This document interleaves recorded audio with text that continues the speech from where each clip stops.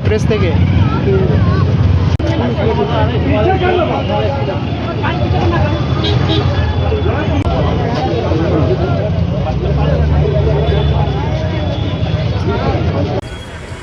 ট্রাকের চাকায় পিষ্ট হয়ে মৃত্যু হলো এক স্কুল পড়ুয়ার। নমস্কার, আমি শুধু আপনারা দেখছেন কাঞ্চনজঙ্ঘা 360 নিউজ।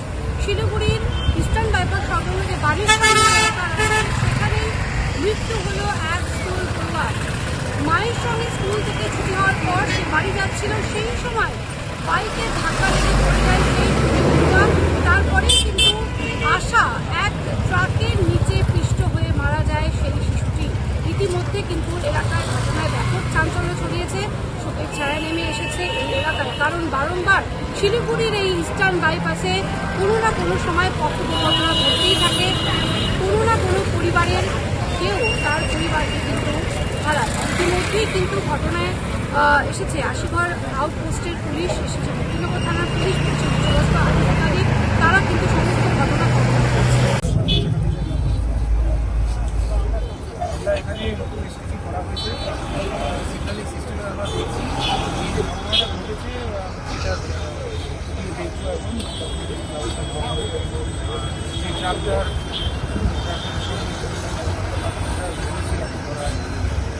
ঘটনাটা আমরা দেখবো আন্ডার কন্ট্রোল।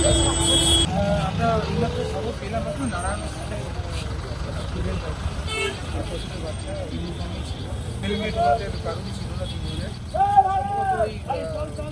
সেকেন্ড হয়েছে আর কি গাড়িটা হাসপাতালের স্কুলে গিয়ে ডিসব্যালেন্স হয়ে গিয়ে বাচ্চা পড়ে গেছে। ইনজিওর্ড একজন তো পুরোপুরি সুস্থ আছে, সবাইকেই নিয়ে যাওয়া হয়েছে, ট্রিটমেন্ট করেছে। কোথাকার ছেলে বলতে এখনও ওটা চলছে, তবে স্কুলেরটা বাকিটা দেখছি। কোনো ঠিক নাই, এগুলো ওই এনজিবির সব সিমেন্টের গাড়িগুলো। স্পিড তো ছিল না খুব বেশি, কিন্তু এরা তো রাস্তা এমনভাবে চলাফেরা করে, এই গাড়িগুলোরই যেন রাজ এই সব রাস্তা। পরিচয় ঠিক পাওয়া যায়নি। হ্যাঁ, মা বাবা সবাই গার্জিয়ানরা অসুস্থ আছে। এই তো খানিকক্ষণ আগেই তো আমরা তো স্কুলে গেছিলাম, স্কুলে একটা প্রোগ্রাম ছিল আজকে, প্রোগ্রাম থেকে ফেরার সময় সবাই চলে এসেছি, ওরা স্কুটিতে আসছিল, তো এখন দেখছি এই অবস্থা। নাম তো যা বলতে পারলাম না, আমার মেয়ের বন্ধু আর কি, কথা বললে বোঝা যাবে, কিছু বলতে পারছি। বাড়ি এই আমাদের শান্তিনগরের এদিকে, নারায়ণা কিছু বলতে পারছি না, একটু আমি দেখি, দেখে পরে আপনাদেরকে জানাবো। এখানে গাড়িগুলো এসে পড়ে গেছে, একটা ফ্লাইয়ার বলে গাড়ি যাচ্ছিল, গাড়িটা লাইগে পড়ে গেছিলো, বড় গাড়িটা উপর দিয়ে চলে গেছিলো। ওটা তো এখন ট্রাফিক পুলিশ, এখন এখানে ট্রাফিক পুলিশের সামনে বানেশ্বর মোড়, এত বড় একটা ট্রাফিক আছে, এত সামনে এই ঘটনা হইলো, মানে ধারণা পাচ্ছি একটা বাচ্চা মেয়ে স্কুলের, খালি গাড়ি না, এটাই খুব খারাপ লাগে। না, গাড়ি তো আসছিল, মানে পড়ে গেছিলো, ওর উপর দিয়ে চলে গেছিল। প্রথমে এখানে বলতে হবে যেটা, যে আমাদের প্রশাসন যেভাবে দেখছে তাতে মনে হচ্ছে যে না, কিছুটা একটা খামতি তো অবশ্যই রয়ে গেছে।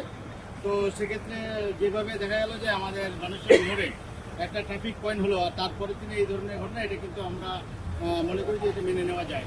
ফলে কি যেটা আমাদের ট্রাফিক পুলিশ আছে তাদেরকে আবার একটু সচেতন হতে হবে যে এই ধরনের ঘটনাগুলো যেন না ঘটে। অবশ্যই স্কুল রয়েছে, আমি যেহেতু এক স্কুলের টিচার, আমি নিজেও তার জন্য এখানে দৌড়ে আসছি যে দেখি যে এখানে কোনো রকমের আমাদের বাচ্চার সেক্ষেত্রে ক্ষতি হলো না। তো এই ব্যাপারটা আমাদেরকে দেখতে হবে যে এই জায়গায় খুবই অ্যাক্সিডেন্ট হচ্ছে।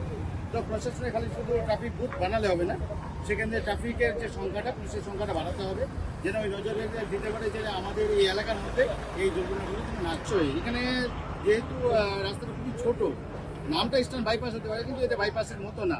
ফলে হচ্ছে যেভাবে দুরন্ত গতিতে গাড়িগুলো যাচ্ছে, তো মনে হচ্ছে যে বিভিন্ন সময় সেগুলো অ্যাক্সিডেন্টের একটা ব্যাপার হয়েছে। ব্যাপারটা হচ্ছে যে ইস্টার্ন বাইপাস নামে বাইপাস হয়েছে, কিন্তু যেভাবে চওড়া হওয়াটা উচিত ছিল সেই চওড়াটা কিন্তু এখানে হয়নি। ফলে কি ইস্টার্ন বাইপাস হিসেবে আমাদের যে গাড়িগুলো আছে, সে এখানে বিভিন্ন রকমের আপনারা দেখে থাকবেন যে বিভিন্ন যে গোডাউনগুলো আছে, তাদের যে বড় বড় যানবাহন, আর বিভিন্ন স্কুলের যে বাসগুলো আছে তারা আছে। ফলে কি এই রাস্তা ক্রস করতে গিয়ে বিভিন্ন মা তার বাচ্চাদেরকে এইখানে হারায়। তো আমরা আশা করবো যে ট্রাফিক পুলিশ তার যে কাজ সেটাকে সঠিকভাবে যদি করে।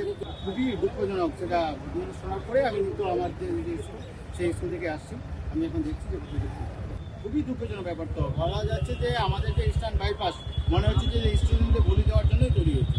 সেক্ষেত্রে ট্রাফিক পুলিশকে আরও সচেতন হতে হবে যেন এই ধরনের ঘটনাগুলো না ঘটে।